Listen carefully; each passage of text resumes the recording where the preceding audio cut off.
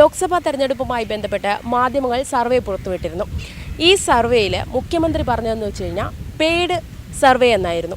ഈ അഭിപ്രായം തന്നെയാണോ ജനങ്ങൾക്കുമെന്ന് നമുക്ക് ചോദിച്ചു നോക്കാം. മുൻപുള്ള സർവേ എല്ലാം ഒന്നും കറക്റ്റാകുന്ന ഇതുവരെ ഒന്നും ആയിട്ടില്ല. കഴിഞ്ഞ ഇലക്ഷന് തന്നെ, കഴിഞ്ഞ പാർലമെൻറ്റ് ഇലക്ഷൻ ഏതാണ്ട് ഇവിടെ കേരളത്തിൽ തന്നെ 12 സീറ്റ് UDF-ഉം 8 സീറ്റ് LDF-ഉം പിടിക്കുന്നു പറഞ്ഞെടുത്ത് തന്നെ ആ സർവേ റിസൾട്ട് വന്നപ്പോൾ 19 സീറ്റ് UDF-ഉം 1 സീറ്റ് മാത്രമാണ് LDF-ഉം.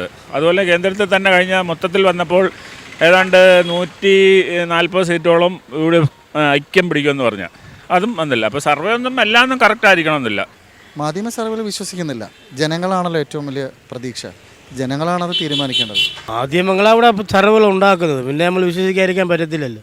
മാധ്യമങ്ങളോട് നമുക്കൊരു വിശ്വാസമുണ്ട്. കള്ളം ഇപ്പോൾ ലൈവായിട്ടാണ് കൂടുതലും മാധ്യമങ്ങൾ ചെയ്യുന്നത്. അപ്പോൾ അതുകൊണ്ട് നമുക്ക് മാധ്യമങ്ങളോട് വിശ്വാസമാണ്. തീർച്ചയായിട്ടും അവർക്ക് അതിൻ്റെ കാര്യങ്ങൾ അറിയാമല്ലോ.